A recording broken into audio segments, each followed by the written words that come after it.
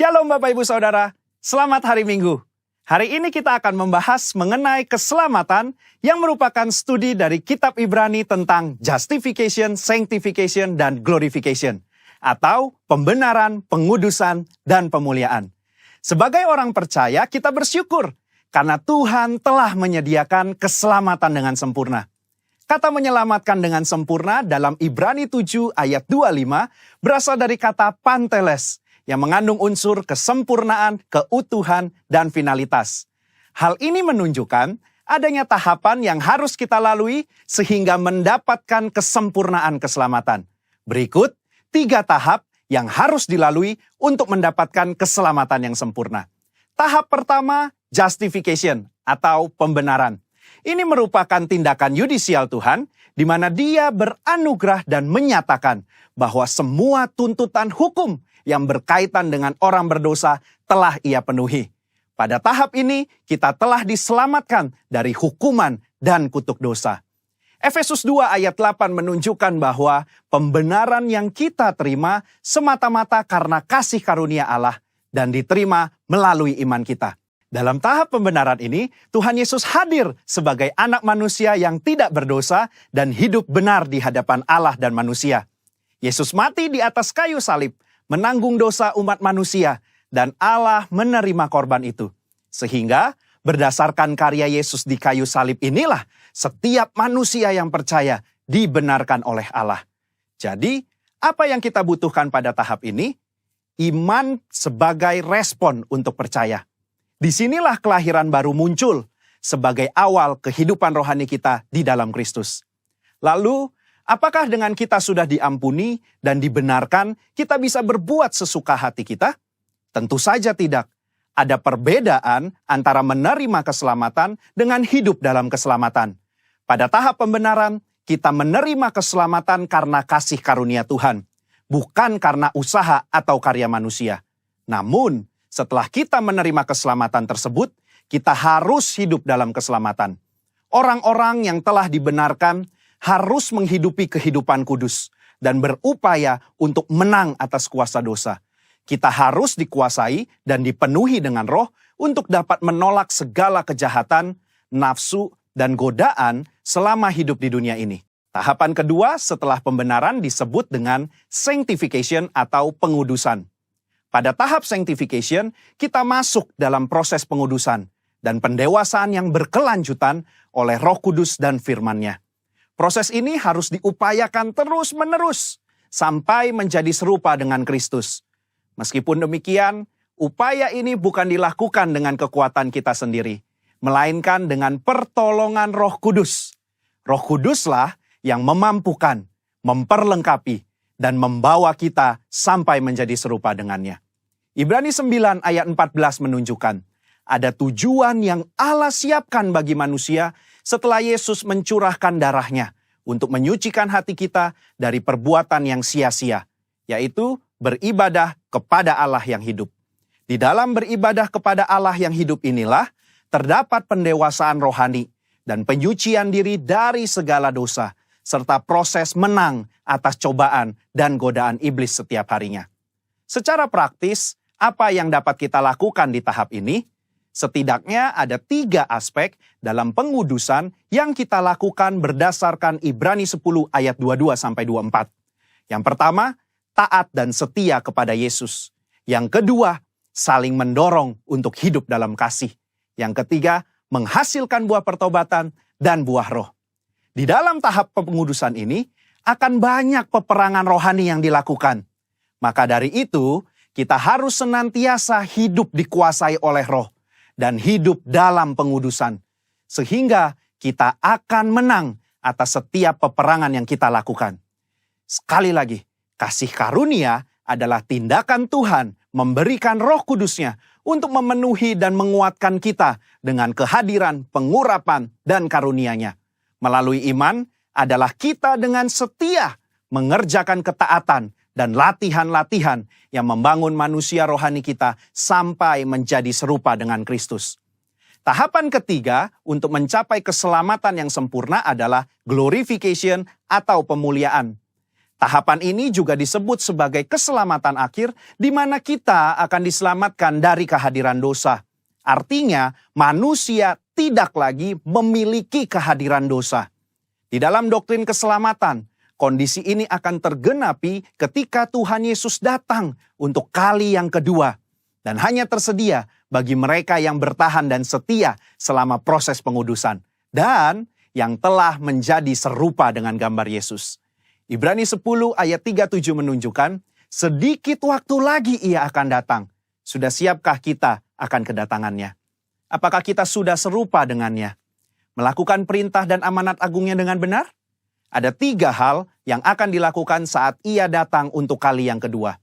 Pertama, ia datang untuk menyempurnakan keselamatan kita dengan cara memberikan kepada kita tubuh kemuliaan. Yang kedua, ia memberikan upah kepada kita hamba-hambanya.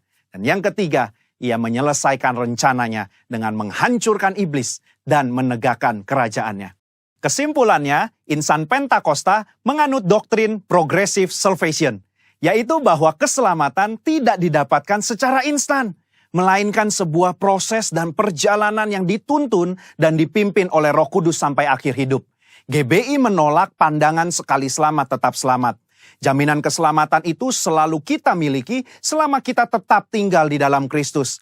Hal ini bukan hanya karena itu adalah tradisi yang diwariskan oleh para pendahulu kita, tetapi berdasarkan studi yang jujur dan komprehensif dari surat-surat Paulus, surat-surat umum, bahkan ketika melihat perjanjian lama, inilah Injil yang seutuhnya.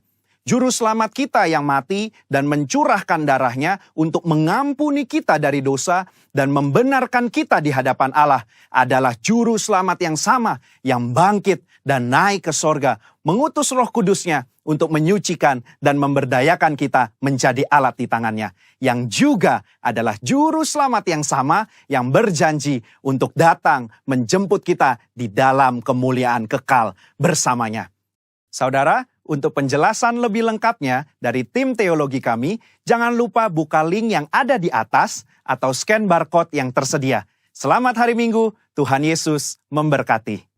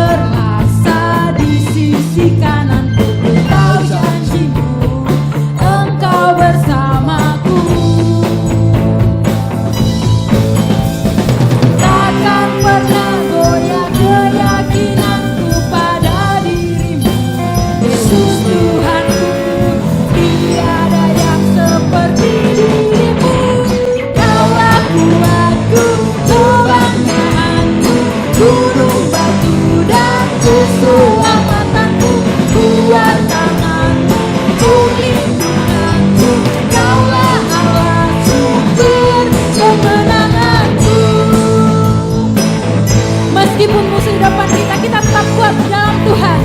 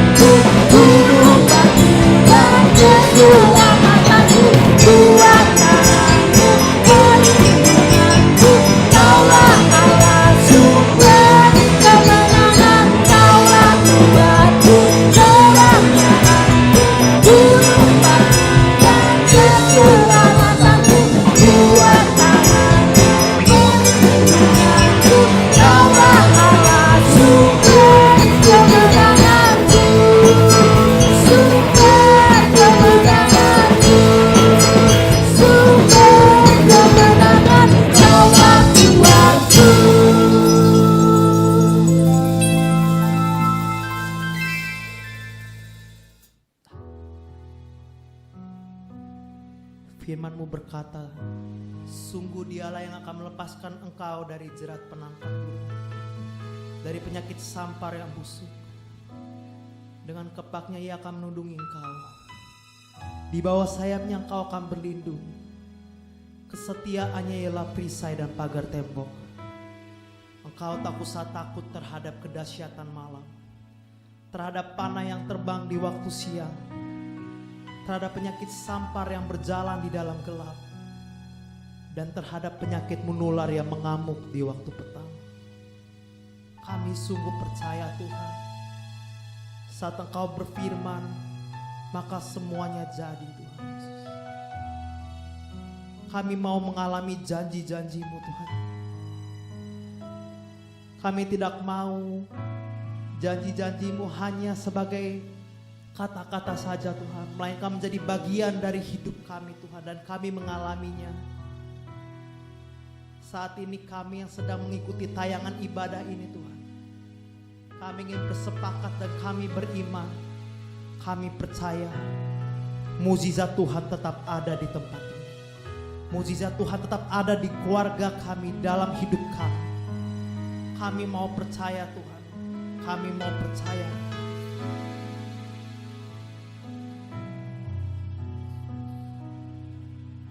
Ku yakin akan firman-Mu Tuhan, kuasa-Mu tak pernah berubah. Selama matahari masih bersinar, ku tahu mukjizat-Mu tetap ada. Kami pegang teguh janji-Mu, ku pegang teguh janji-Mu Tuhan. Meski tak ada alasan untuk berharap, selama bumi ini masih berputar, ku tahu mukjizat-Mu tetap ada. Yesus, Yesus, ku percaya mukjizat ada di tempat ini. Ku disembuhkan, ku dipulihkan. Yesus, ku percaya.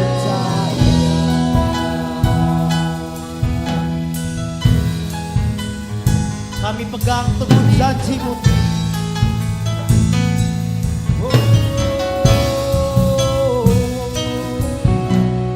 Pegang teguh janji-Mu Tuhan. Meski tak ada alasan untuk berharap, selama bumi ini masih berputar,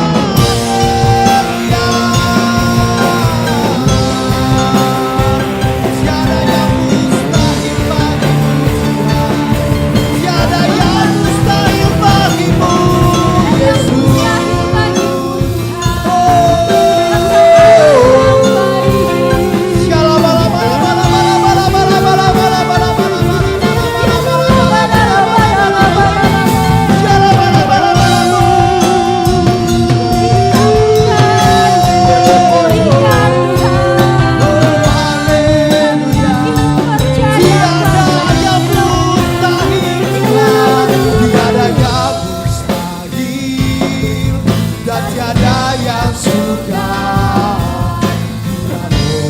Allah turut bekerja, tiada yang mustahil bagi orang percaya.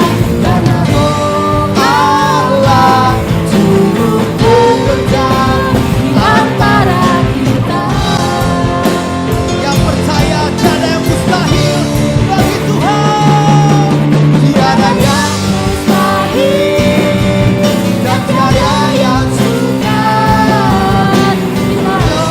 Allah turut bekerja. Tiada yang mustahil, tiada yang mustahil bagi orang percaya.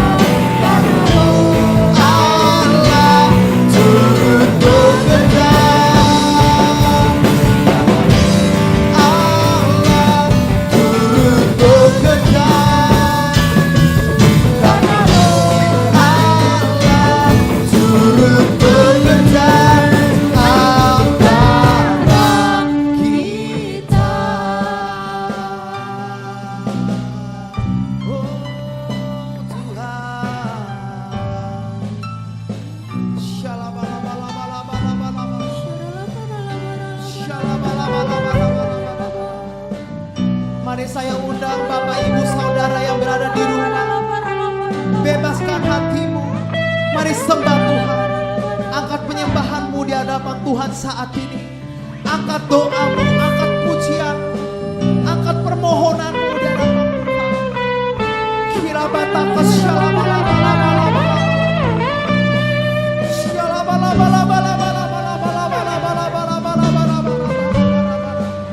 Katakan, Yesus, kami percaya.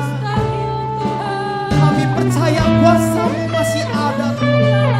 Kami percaya mujizat-Mu masih ada. Tiada yang mustahil bagi-Mu. Bila Roh-Mu ada di antara kami, maka kami dimerdekakan. Kami yang sakit Engkau sembuhkan Tuhan. Kami yang beban berat Engkau pulihkan Tuhan Yesus. Sama kami. Sama kami Tuhan. Sama kami Bapa.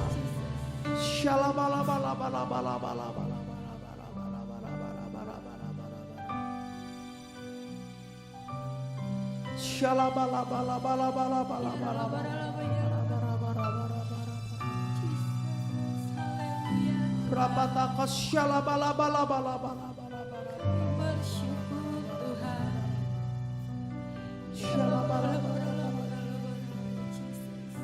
kami percaya akan kuasa-Mu.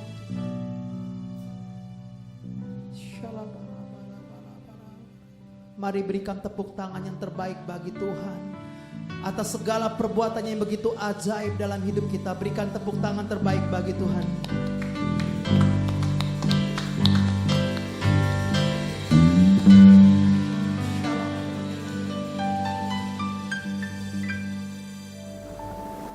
Shalom saudara-saudara yang dikasihi Tuhan. Mari sebelum kita mendengarkan firman Tuhan, saya mengajak kita berdoa terlebih dahulu. Bapak di surga, kami ucapkan terima kasih pada saat ini Tuhan, kami ingin mendengarkan firman-Mu. Tuhan, biarlah Tuhan yang mengurapi kami semuanya. Pimpin kami Tuhan, Roh Kudus pimpin kami, urapi hamba-Mu, urapi kami semuanya. Kami serahkan pemberitaan firman Tuhan pada saat ini ke dalam tangan-Mu. Terpujilah nama Tuhan, dalam nama Tuhan Yesus kami berdoa dan mengucapkan syukur. Mari katakan sama-sama, amin. Saya mengajak kita untuk membaca di dalam Matius 16 ayat yang ke-21 nanti sampai dengan 23. Kita baca dulu ayat yang ke-21. Demikianlah firman Tuhan. Matius 16 ayat 21 mengatakan, sejak waktu itu Yesus mulai menyatakan kepada murid-muridnya bahwa ia harus pergi ke Yerusalem dan menanggung banyak penderitaan dari pihak tua-tua, imam-imam kepala dan ahli-ahli Taurat, lalu dibunuh dan dibangkitkan pada hari ketiga. Saudara saya dikasihi Tuhan, ini adalah pemberitahuan pertama ya Tuhan Yesus memberitahukan pertama kali mengenai bahwa Dia harus menderita, kemudian mati dan dibangkitkan pada hari yang ketiga. Saudara-saudara, ada beberapa kali Tuhan Yesus memberitahukan akan hal ini. Dan Injil Matius itu mencatat paling tidak ada 4 kali Tuhan Yesus mengatakan itu pada murid-muridnya. Sebentar lagi kita akan merayakan Natal. Natal artinya apa? Kelahiran Tuhan Yesus ke dalam dunia, ya, yang pertama kali. Untuk apa Tuhan Yesus datang ke dunia? Tuhan Yesus datang ke dunia supaya semua manusia, ya, untuk menebus semua manusia, agar semua manusia yang percaya pada Dia boleh diselamatkan. Karena dikatakan oleh firman Tuhan bahwa semua orang telah berbuat dosa dan telah kehilangan kemuliaan Allah, dan upah dosa adalah maut, saudara-saudara. Nah, Tuhan Yesus datang ke dunia untuk apa? Supaya bisa menyelamatkan umat manusia yang percaya pada Dia. Dengan cara bagaimana? Dengan cara Tuhan Yesus menjadi korban, ya, menjadi korban sembelihan seperti anak domba disembelih, darahnya tercurah untuk menebus kita semuanya. Untuk apa lagi, saudara-saudara? Tidak hanya itu, tetapi juga untuk supaya Tuhan Yesus datang supaya kita mempunyai hidup dan mempunyainya dalam segala kelimpahan. Kemudian apalagi? Tuhan Yesus datang supaya apa? Supaya kita semua boleh mengalami mujizat-mujizat. Dikatakan oleh firman Tuhan bahwa oleh bilur-bilurnya maka kamu disembuhkan, ya, kita disembuhkan. Firman Tuhan juga mengatakan bahwa Ia yang kaya rela jadi miskin supaya kita yang miskin itu menjadi kaya oleh karena kemiskinannya. Nah, saudara-saudara dikasihi Tuhan, para nabi dalam perjanjian lama itu juga sudah menubuatkan akan kedatangan Tuhan Yesus yang kali pertama, ya, Mesias, dan juga nanti akan datang kali yang kedua. Saya ingin bicara, ya, dalam konteks ini adalah Tuhan Yesus datang kali yang pertama, yaitu kurang lebih 2000 tahun yang lalu, yang kita kenal sebagai Natal. Tuhan Yesus datang lahir sebagai bayi, sebagai manusia, 100% manusia dan 100% Allah. Tapi kemudian Tuhan Yesus bertumbuh, ya, dewasa, dan kurang lebih umur 30 tahun Tuhan Yesus memulai pelayanannya. Nah, saudara-saudara, ada banyak hal yang sudah Tuhan Yesus lakukan, ya, yang mulai dari dibaptis, kemudian pencobaan di padang gurun. Tuhan Yesus memanggil murid-murid yang pertama, mengajar dan menyembuhkan banyak orang, ya. Kemudian khotbah di bukit, kemudian menyembuhkan hamba perwira di Kapernaum, angin ribut diredakan, orang kerasukan disembuhkan, ya. Anak kepala rumah ibadat dibangkitkan, perempuan pendarahan disembuhkan, mengutus ke-12 rasul, kemudian Tuhan Yesus memberikan pengajaran dan teguran-teguran, ya, pada murid-muridnya yang perlu diajar dan perlu ditegur, ya, kalau ada kesalahan-kesalahan. Kemudian memberi makan 5.000 orang lebih.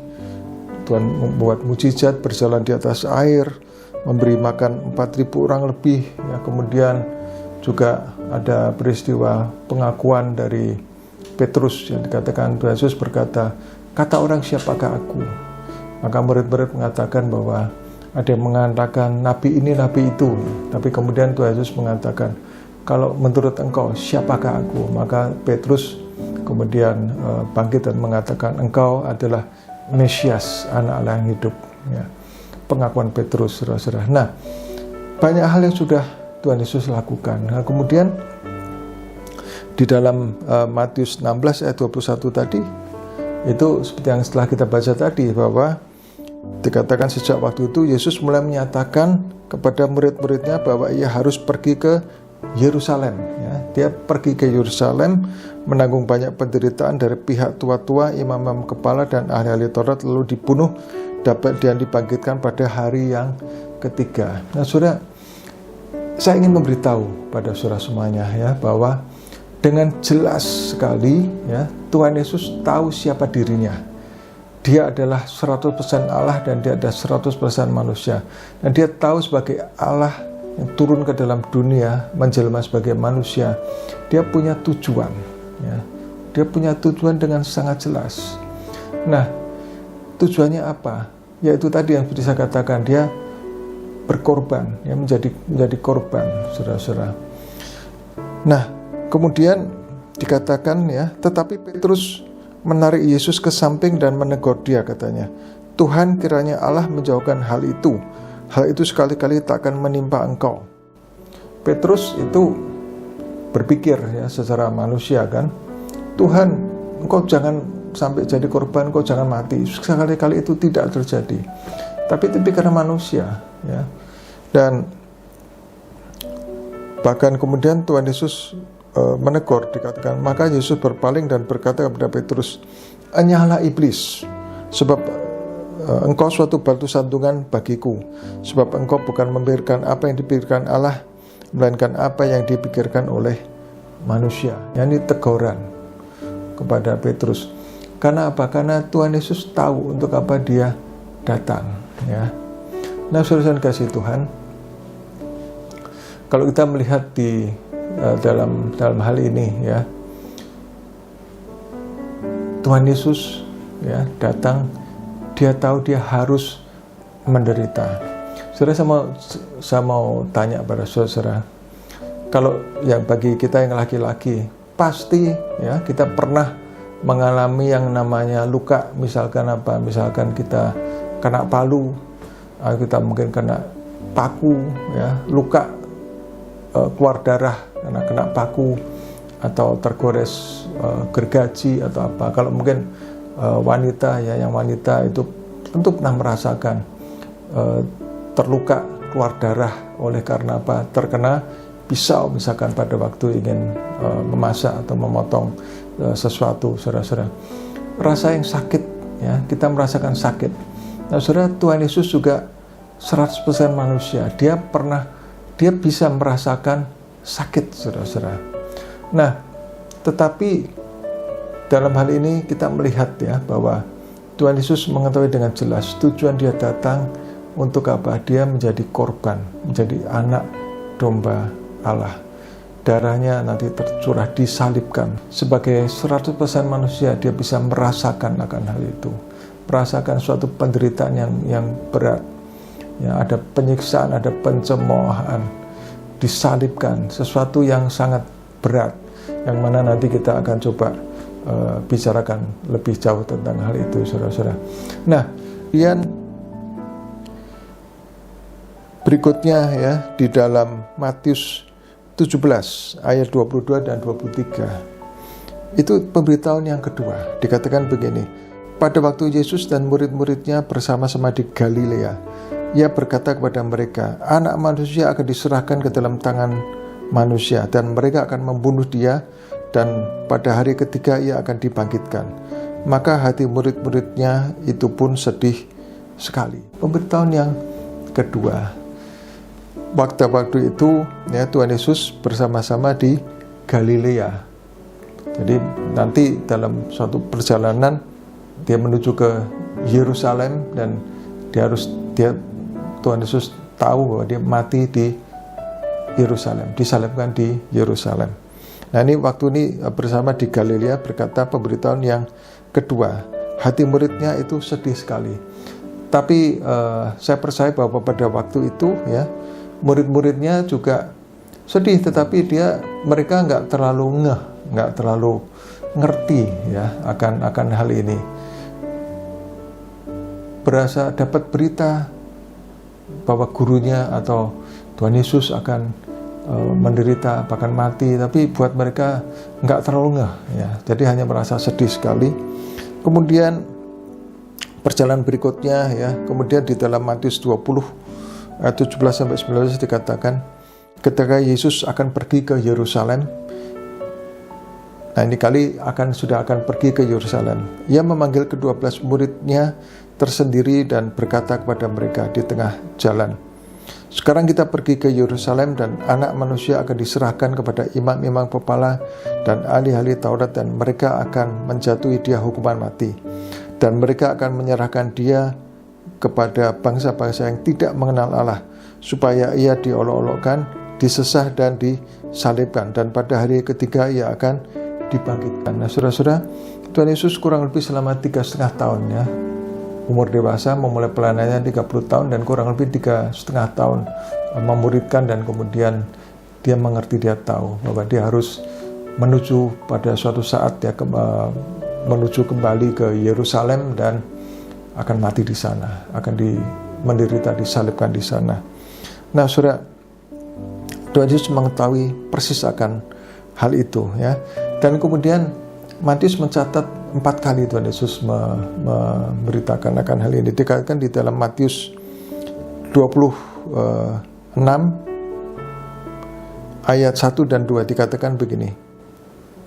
Setelah Yesus selesai dengan segala pengajarannya itu, berkatalah ia kepada murid-muridnya, "Kamu tahu bahwa 2 hari lagi akan dirayakan Paskah, maka Anak Manusia akan diserahkan untuk disalibkan."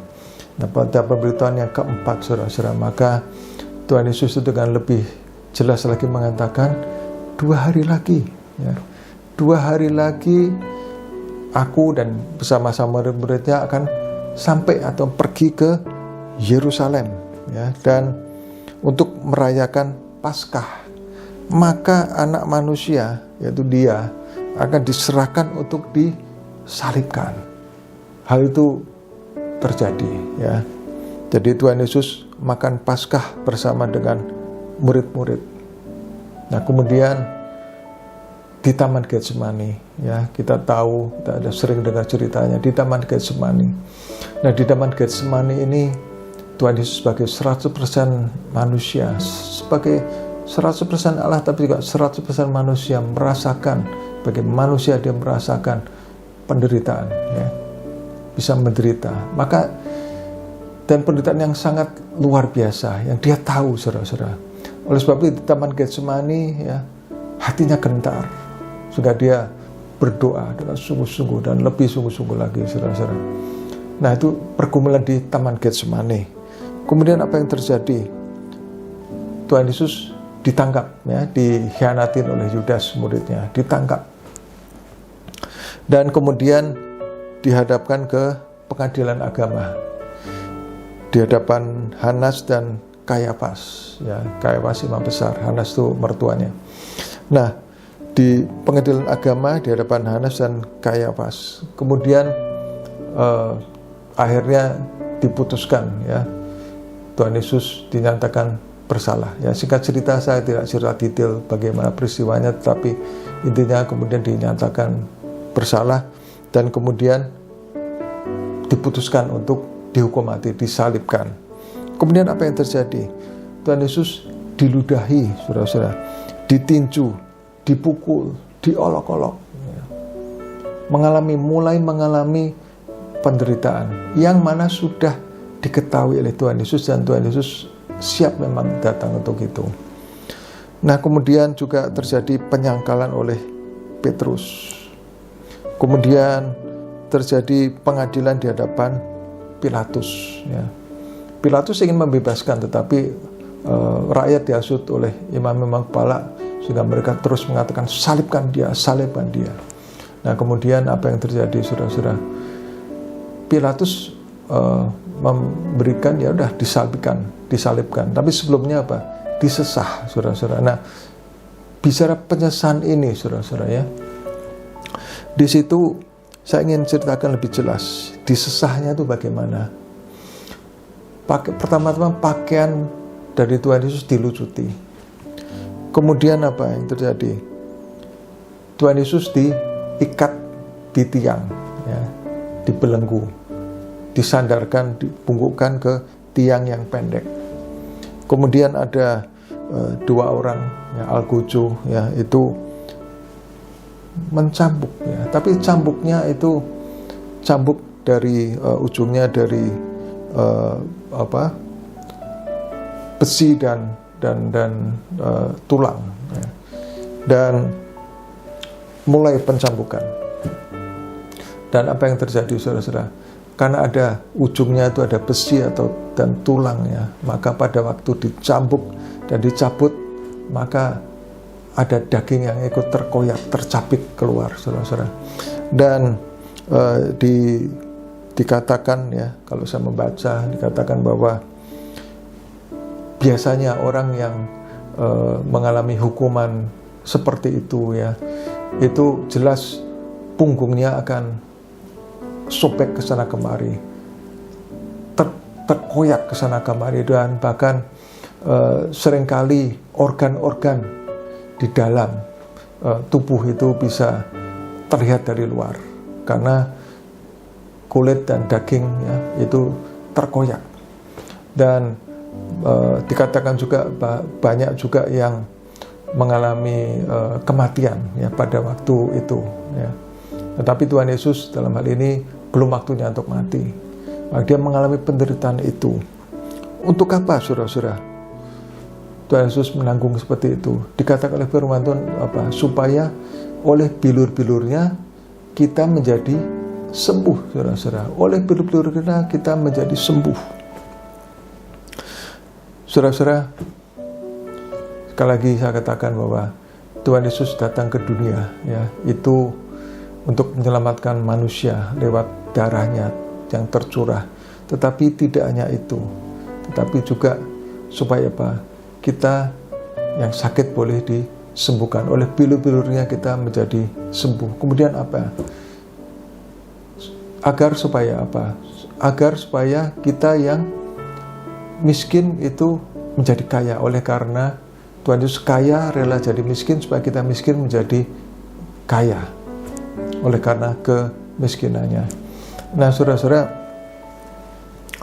bicara tentang hal ini, saudara-saudara ya, saya ingin mengajak kita untuk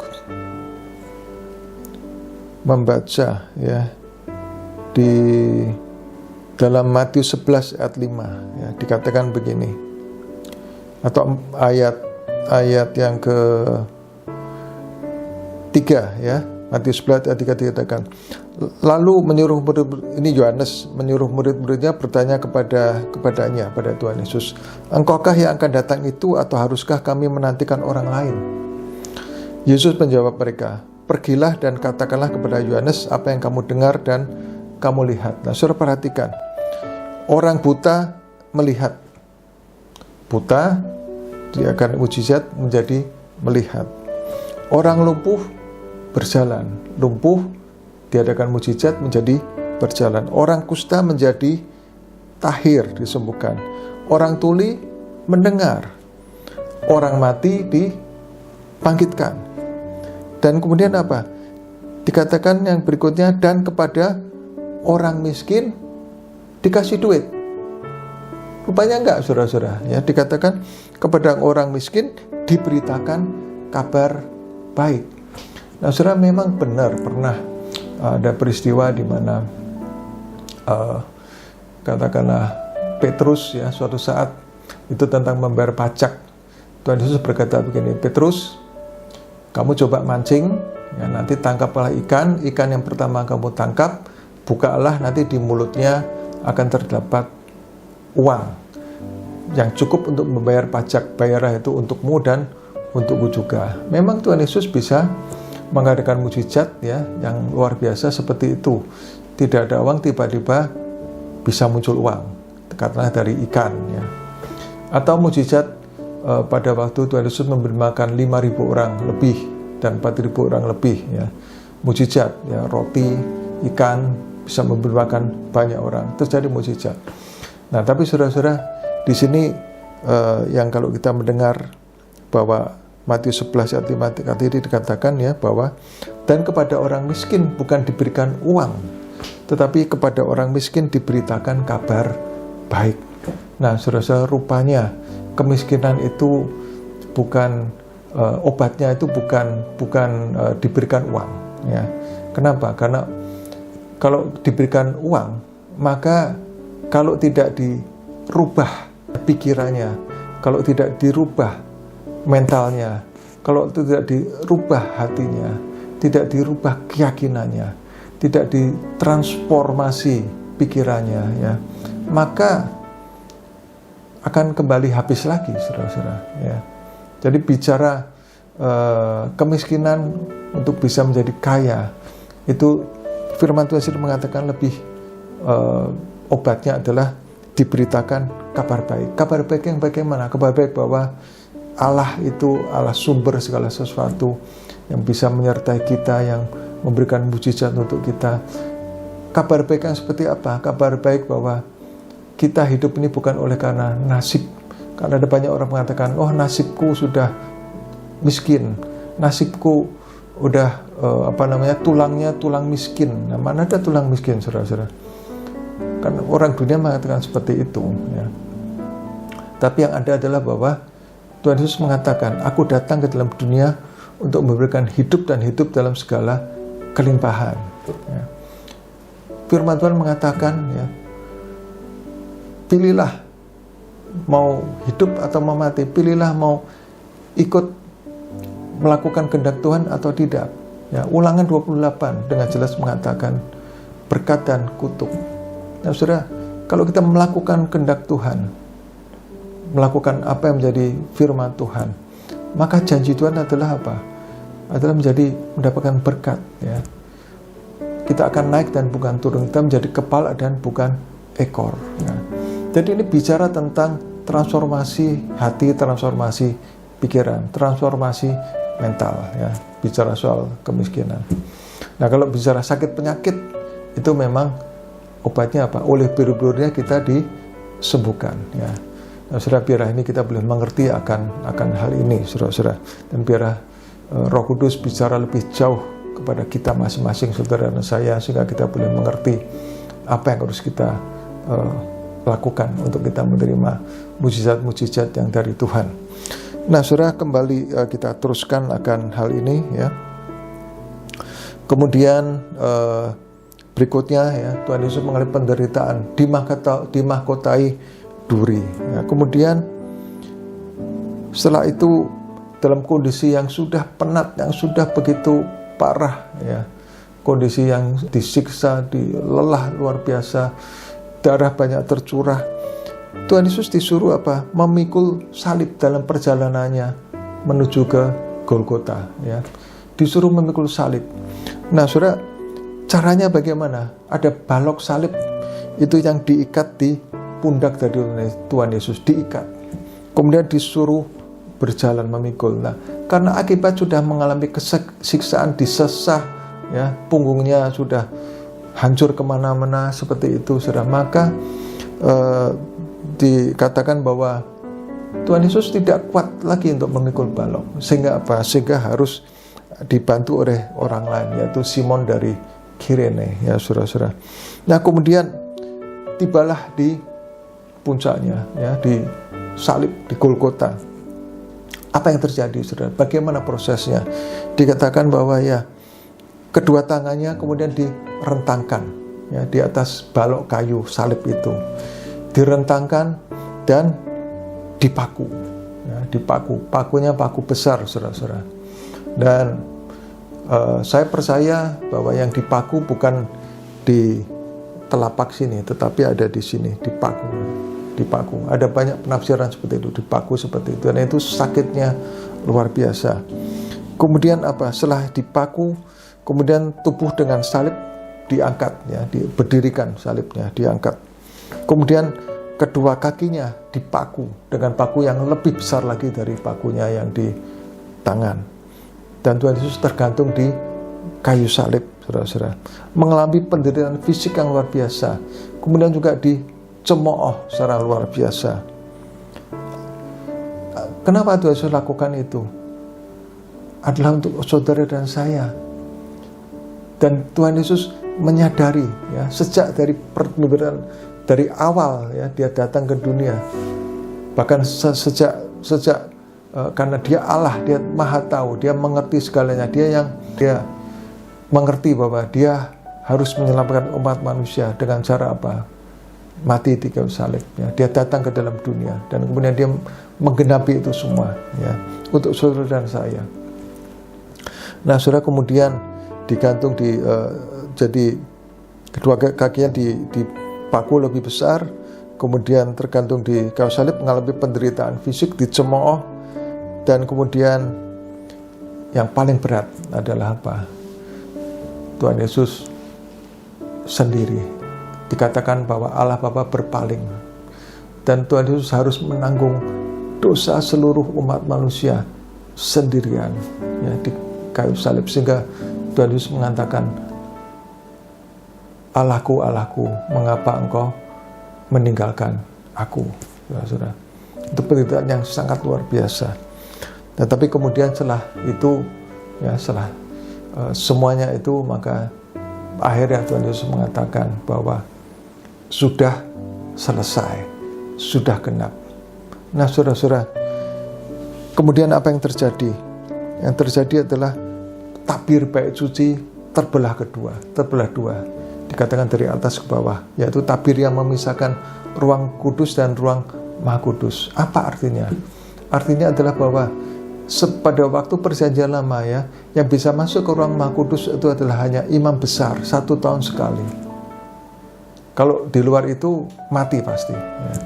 Tetapi dengan kematian Tuhan Yesus, maka tirai bait suci terbelah dua dari atas ke bawah, yang memisahkan ruang kudus dan ruang maha kudus. Artinya apa? Artinya bahwa dengan kematian Tuhan Yesus, maka semua kita, ya, yang percaya pada Dia bisa setiap saat menghampiri Bapa, menghampiri tahta kudus Allah yang luar biasa, ya, dan kita diterima, ya. Saudara-saudara, kita mengucapkan syukur pada Tuhan oleh karena kematian Tuhan Yesus di kayu salib, oleh karena darah yang tercurah yang menebus dosa-dosa kita, ya. Dia disalibkan, darahnya tercurah, Dia sebagai anak domba Allah menebus dosa kita yang seharusnya kita yang mati, tetapi Tuhan Yesus yang mati untuk kita, sehingga kita memperoleh penebusan dosa. Kalau kita percaya pada Dia, kita mengucap syukur pada Tuhan. Tuhan Yesus mati untuk kita, dan kemudian juga pada hari yang ketiga Tuhan Yesus bangkit, mengalahkan maut. Tuhan Yesus menang atas maut, dan juga kita juga boleh menang atas maut. Kita juga yang mati bersama Kristus, kita juga dibangkitkan bersama dengan Kristus. Saudara-saudara dikasihi Tuhan, ada sebuah lagu, ya, yang menceritakan, ya, bahwa Tuhan Yesus yang begitu luar biasa, Dia begitu lebih agung, lebih mulia, lebih dari segala-galanya. Dia rela turun ke dalam dunia, menderita, ya, dan Dia melakukan itu dengan mengasihi kita. Nah, saudara, saya suka sekali menyanyikan, ya, lagu Above All. Dikatakan above all powers, melebihi. Bahkan terjemahan bebasnya sebenarnya adalah jauh melebihi, ya. Jauh melebihi semua kuasa. Above all kings, melebihi semua raja-raja. Above all nature and all created things, melebihi semua alam, semua nature, semua yang diciptakan. Above of all wisdom and all the ways of man, melebihi semua kebijaksanaan dan jalan-jalan manusia. You were here before the world began, yaitu Dialah Tuhan Yesus yang ada bahkan sebelum dunia dijadikan, karena Dia adalah Allah. Dia yang awal dan Dia yang akhir, Alfa dan Omega. Above all kingdoms, melebihi dari semua kerajaan-kerajaan. Above all thrones, melebihi dari semua tahta. Above all wonders the world has ever known, melebihi dari semua keajaiban dunia yang bisa diketahui, dari semua keajaiban dunia. Above all wealth and treasures of the earth, melebihi dari semua kekayaan, semua harta benda, semua harta dari dunia ini. There's no way to measure what you're worth. Tidak ada yang bisa mengukur betapa Tuhan Yesus itu sangat berarti, sangat bernilai. Ya, jadi lagu ini mengatakan bahwa Dia yang begitu luar biasa, yang melebihi dari segalanya. Maka apa yang terjadi dikatakan crucified, ya, pengorbanan, ya, pengorbanan. Laid behind the stone, ya, jadi mati di behind the stone, kan di kuburannya kan di balik batu, ya. Jadi artinya mati, dikuburkan. You live to die. Engkau hidup tapi engkau menyediakan dirimu untuk mati, ya. 4 kali pemberitahuan Tuhan Yesus bahwa Dia harus menderita, disiksa, disalibkan, kemudian mati tetapi bangkit pada hari yang ketiga, ya. You live to die. Jadi Tuhan Yesus hidup untuk mati, Dia tahu untuk itu. Rejected and alone, ditolak dan sendirian, ya, dihindari, ditolak, saudara-saudara, dicemooh, dihina dan sebagainya. Like a rose trampled on the ground, seperti bunga mawar yang harum, yang indah, yang seharusnya di tempat yang baik, tetapi trampled on the ground, terinjak-injak, diinjak-injak di tanah, ya. Tuhan Yesus yang luar biasa, seharusnya harum, indah, luar biasa, tapi Dia dengan kesadarannya Dia rela diinjak-injak, akhirnya Dia rela dihinakan, seperti itu. You took the fall, ya, terjemahan bebasnya adalah engkau rela melakukan itu semuanya, ya, rela untuk dihina, untuk mati, melakukan semuanya itu. And thought of me above all. Karena apa? Karena Tuhan Yesus memikirkan kita, hatinya untuk kita, saudara dan saya, melebihi dari segala-galanya, ya. Nah, saudara, firman ini adalah untuk kita semuanya, ya. Untuk apa saya memberitakan akan firman apa yang sudah saya katakan ini? Agar supaya apa? Supaya kita semuanya ingat bahwa begitu besar, ya, kasih dari Tuhan Yesus untuk kita semuanya, sehingga Dia rela mati. Juga ini berlaku buat saudara. Mungkin ada saudara saat ini, ya, yang mungkin karena ketidaksengajaan saudara melihat tayangan ini, ya, atau iseng, atau ya secara tidak sengaja mampir melihat ini. Saudara semua katakan, firman ini untuk saudara. Firman ini untuk saudara. Bahwa Tuhan Yesus mengasihi saudara, dan Dia mati untuk saudara.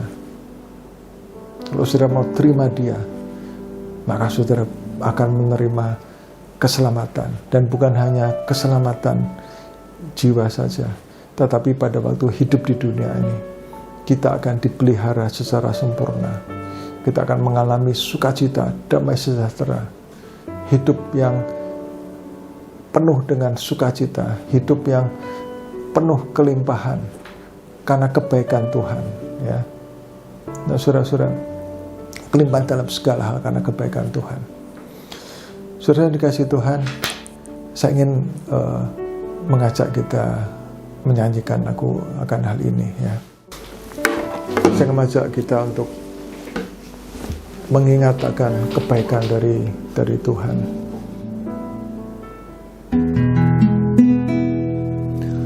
Above all powers, above all kings, above all nature and all created things, above all wisdom and all the ways of man.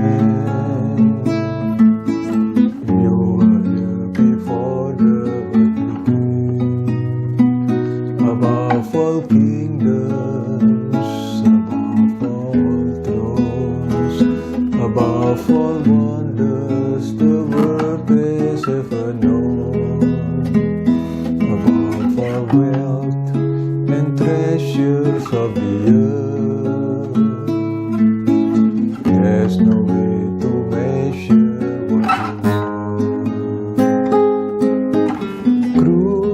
Crucified, laid behind the stone, you live to die, rejected and alone like a rose.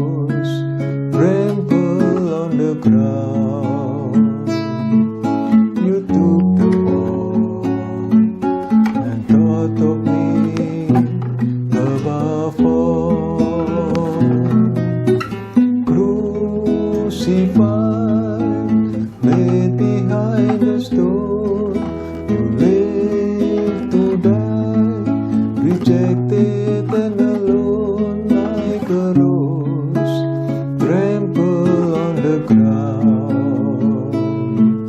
You took the fall and thought of me above all, like a rose trampled on the ground. You took the fall and thought of me above all.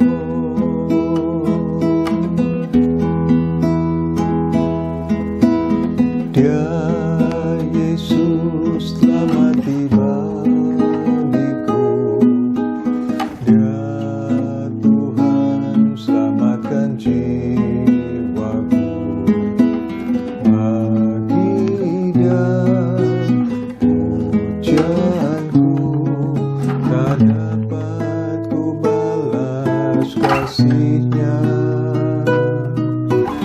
Dia angkatku jadi anak-Nya, beri damai di dalam hidupku. Bagi Dia sembahku, hanya Dia segalanya bagiku.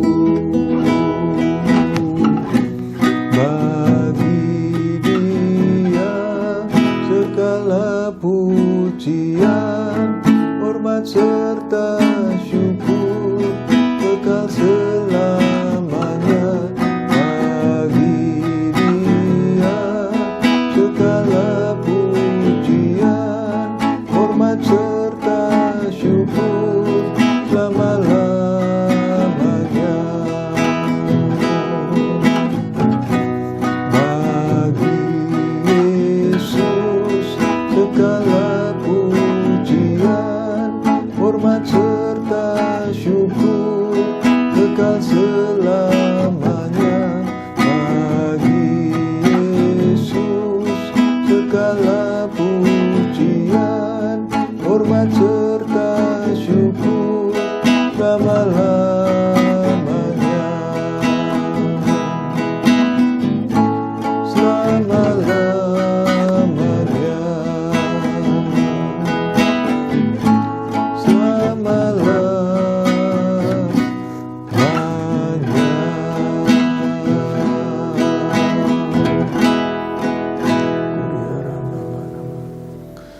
Saudara yang dikasihi Tuhan, kalau Tuhan Yesus sudah begitu rela berkorban untuk kita semuanya, maka apa yang Tuhan kehendaki untuk kita manusia, saudara-saudara.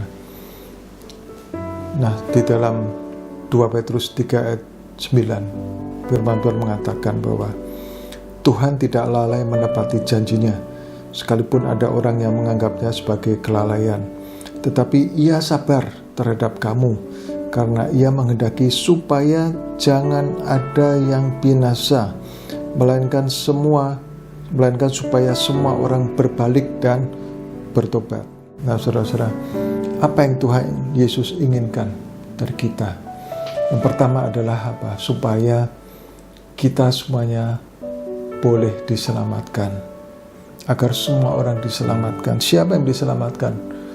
Adalah semua orang dari latar belakang apapun, siapapun kita. Kalau kita percaya pada Tuhan Yesus, maka kita akan diselamatkan. Nah, saudara,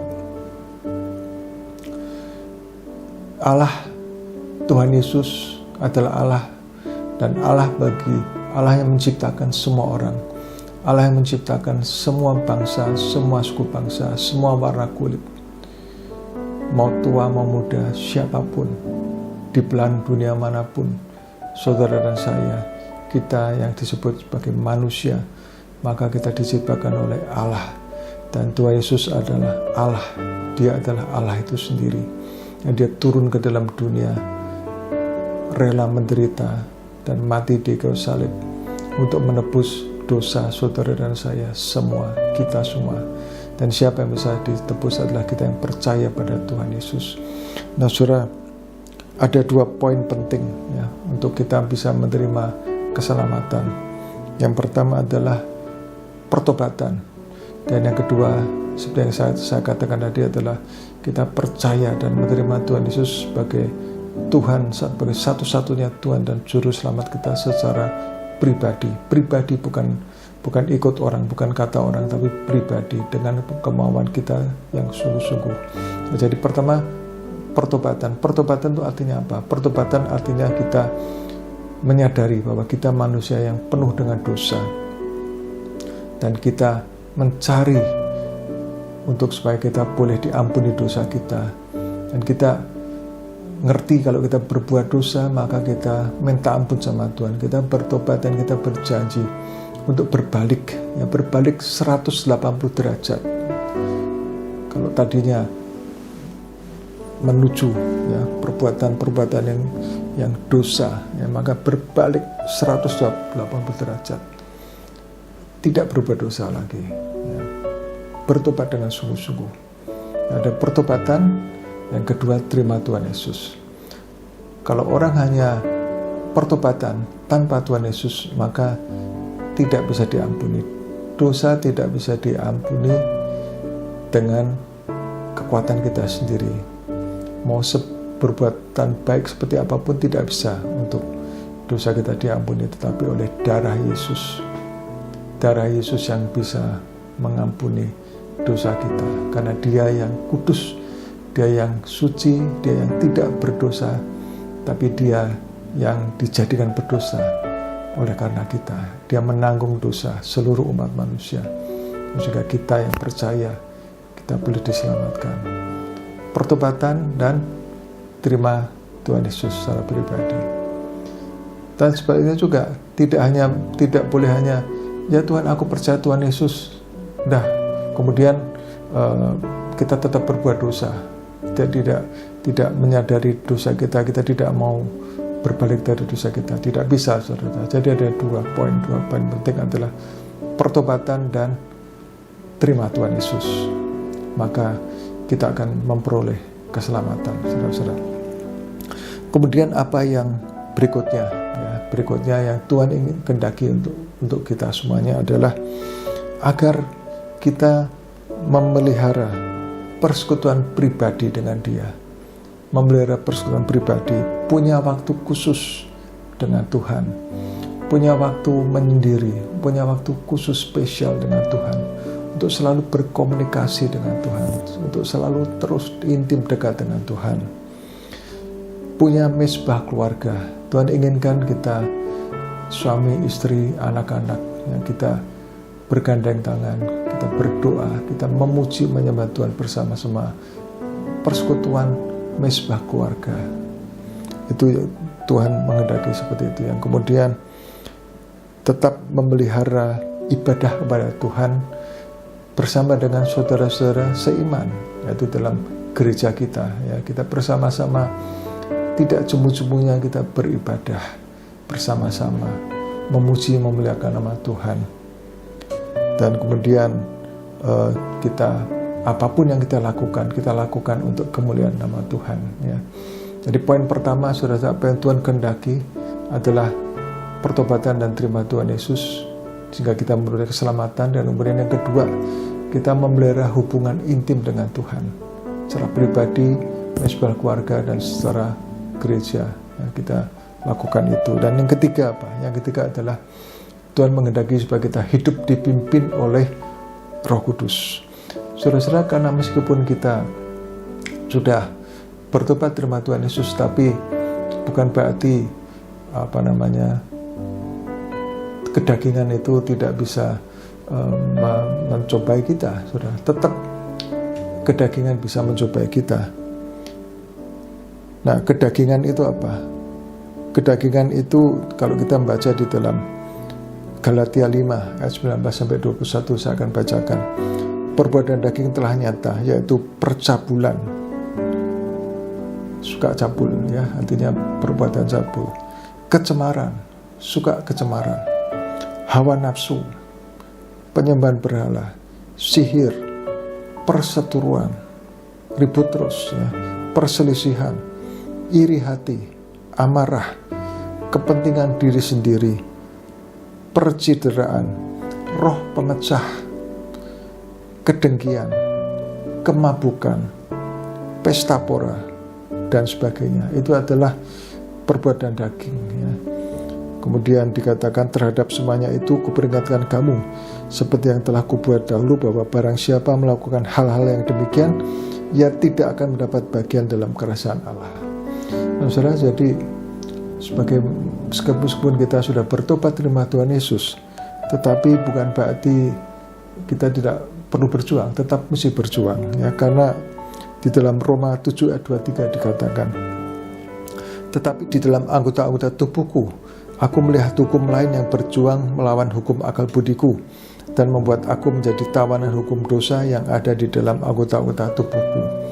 Tubuh kita ini saudara-saudara ingin terus, kedangian kita ingin terus menarik kita dalam dosa. Tetapi kita mesti mengerti, kalau kita baca dalam Roma 8, ya, setelah Roma 7 kan Roma 8 ayat 1 dan 2 dikatakan, demikianlah sekarang tidak ada penghukuman bagi mereka yang ada di dalam Kristus Yesus.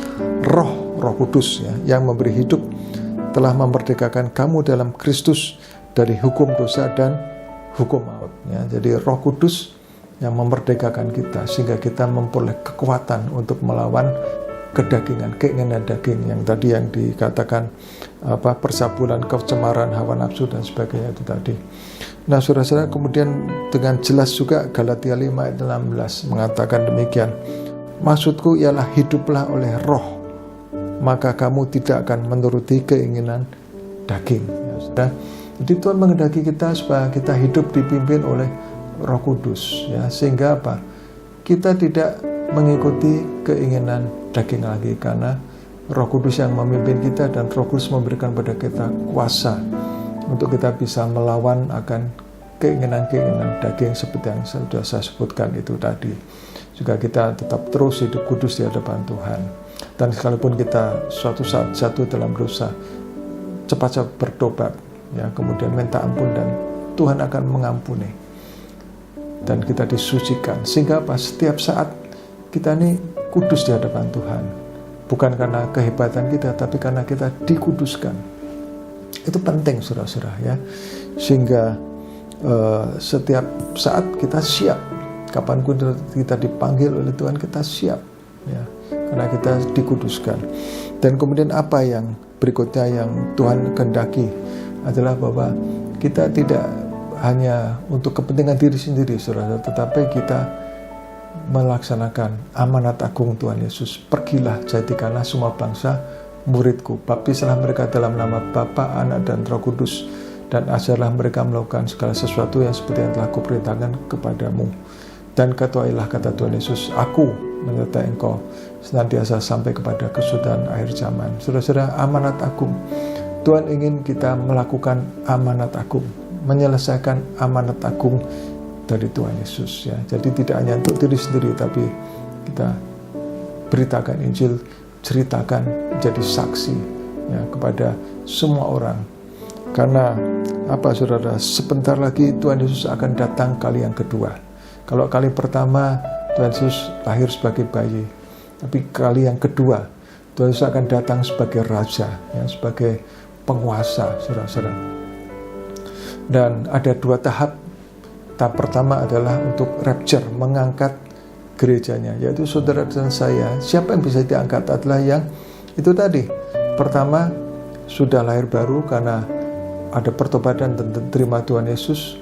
Kemudian yang kedua, karena apa? Karena setiap saat menjaga keintiman dengan Tuhan, baik secara pribadi, kemudian ngadain mesbah keluarga supaya keluarga itu terpelihara, ya, artinya saling menopang, dan juga secara berjemaat kita saling menopang, terus kita tidak sembunyi-sembunyi, kita bersama-sama beribadah pada Tuhan, ya.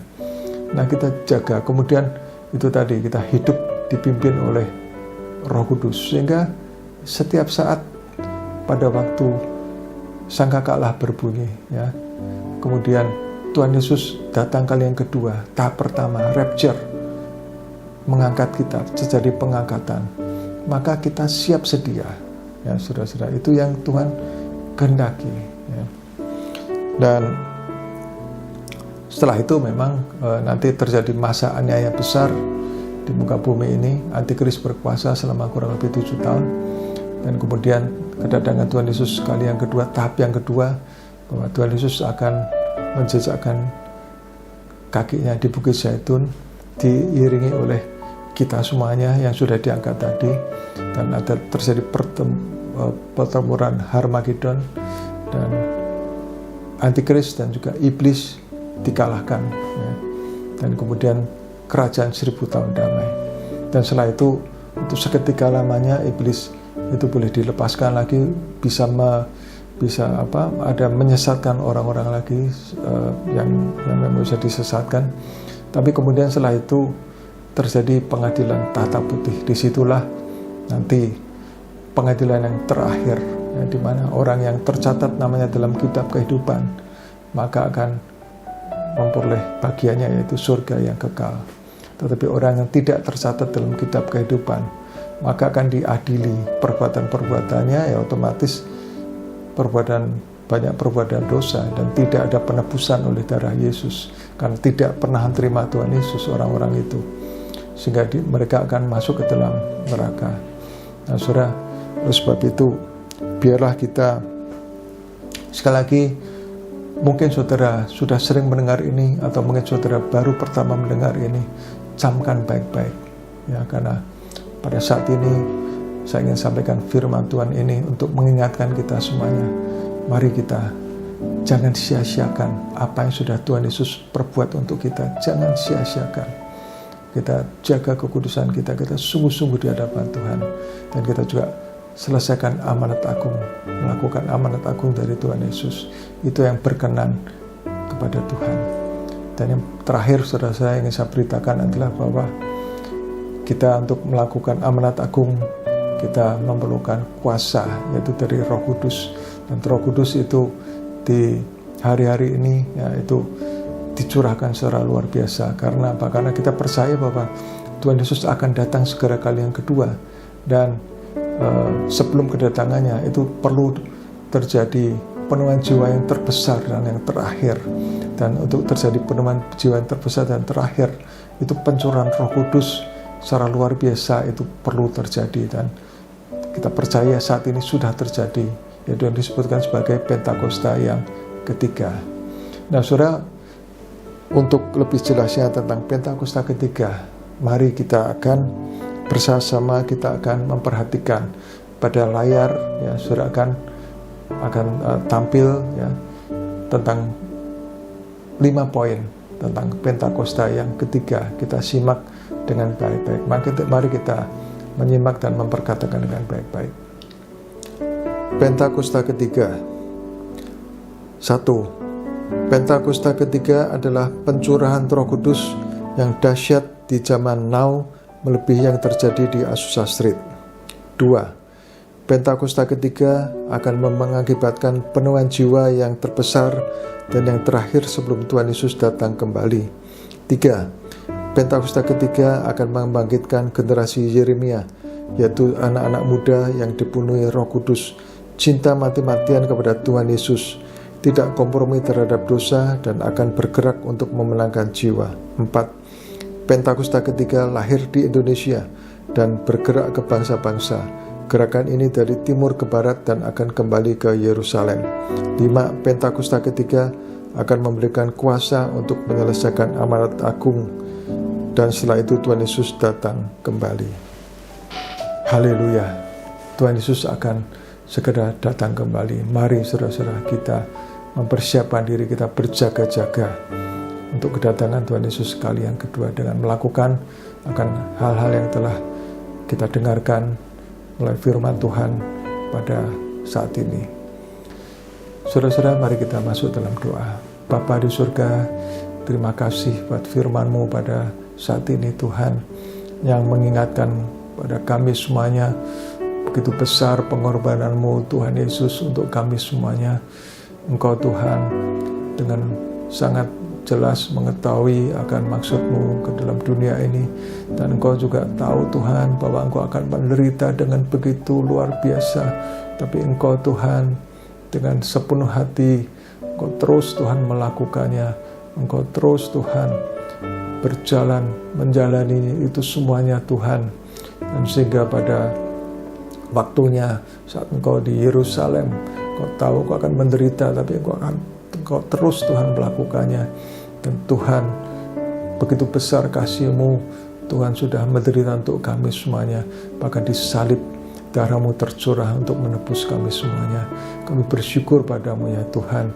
Oleh sebab itu pada saat ini Tuhan, kami berjanji di hadapan-Mu Tuhan, untuk kami boleh melakukan apa yang menjadi kehendak-Mu. Kami tidak menyanyiakan keselamatan dari Tuhan. Dan kami terus senantiasa menjaga hubungan yang intim dekat dengan Engkau Tuhan. Dan juga mengajak keluarga kami dan juga saudara-saudara kami seiman saling mengingatkan untuk kami terus Tuhan dekat dengan Engkau. Dan kami hidup dipimpin oleh Roh-Mu yang kudus ya Tuhan. Sehingga Tuhan kami tidak melakukan perbuatan daging, tapi kami tetap hidup kudus di hadapan-Mu. Dan kami mau terus Tuhan untuk memberitakan Injil-Mu, melakukan amanat agung-Mu untuk kemuliaan nama Tuhan. Terima kasih Tuhan, berkati kami semuanya. Terpuji nama Tuhan, dalam nama Tuhan Yesus kami berdoa dan mengucapkan syukur. Amin. Mari saudara-saudara kita akan angkat tangan, kita akan mohon berkat dari Tuhan.